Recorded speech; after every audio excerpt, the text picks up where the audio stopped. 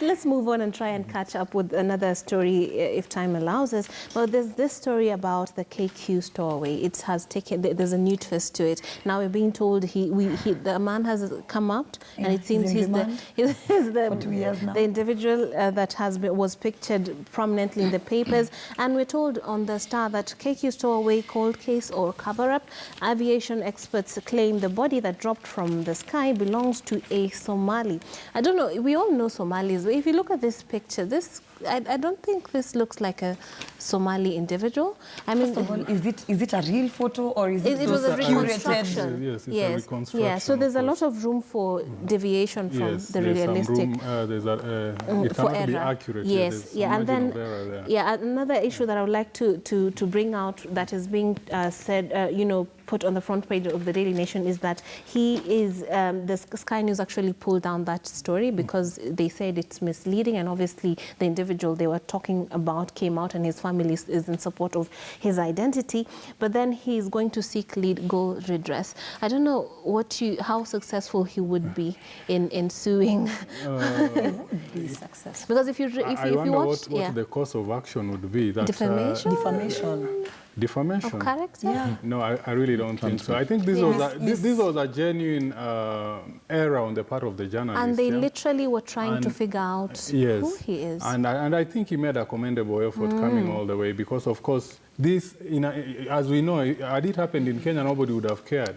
This would have been another John Doe who would have been buried in Langata without anybody ever raising a finger. Yeah. Those are, I believe, perils of journalism. I'm not one, but I believe, it is possible for that to happen. That said, though, I think this whole story needs to be relooked at. Yes. We need to start with a basic question. Did this person fall off an aeroplane? Was it a Kenya Airways or was a plane from Kenya? Kenya, yeah. Was it a Kenyan? Was it even an African? Exactly. As we come back all the way to Nairobi, we might be castigating ourselves here for something really that we are not liable for. Again, it puts us in bad picture internationally. It puts JKIA and Kenya KCAA in bad picture internationally because remember, our airports have been accredited and of late we can fly to New York direct. We need to guard all that, and unless we have credible information to say that this man is from Western and this is his photo and we've carried out a DNA, this is his father. Absolutely. I think the foreign as well as local journalists should desist from associating the individual with Kenya. With Kenya, but yeah, I mean, it's turned out to be completely different from what we anticipated, but hopefully we'll have some closure on this one because you're all curious about this guy because then it paints a picture of desperation. I want to know who he is. If it's not Paul Manyase or the other name that came out, or Shivonje, who is this guy? Yeah, Ruth, I think go on break. I think first of all, there's the whole Kenyans being opportunistic because the father to the man who is in remand. It's turning into a money grab. Yes, it's a whole, and I think it's also over and above the intricacies of the story, whether there was mistaken identity. There's a general picture that comes out that, we are truly a desperate nation, to the extent that a father knows that his son has been in remand for 2 years, but goes ahead and testifies and even says, yes, that is my son, and even takes 20,000 shillings because he admitted to having been paid 20,000 shillings at the end of the whole interview. And then again, also to the other point that I think you had also tried bringing up, the fact that if it indeed is a Kenyan or whoever it is a young person. It's a young African individual. First of all, it is a young, at the very least. Let's just say at the very least, it's a young African individual.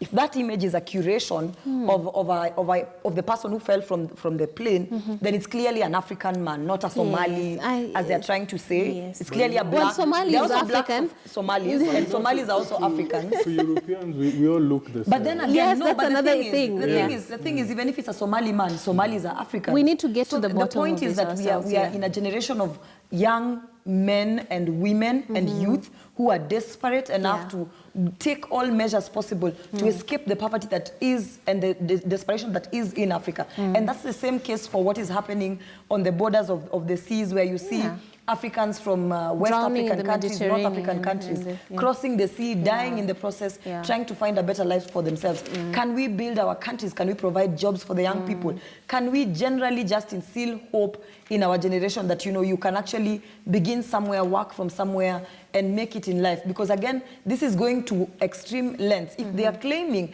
that whoever it is that fell from the plane was an employee of the airport, then again, I mean, that would also tell you that generally, maybe the person was earning very little money and was looking at themselves and saying, look, if I can fly to better, you know, It brings forth the conversation on economic migration. There's also the possibility that he was just cleaning the plane when it took off. No.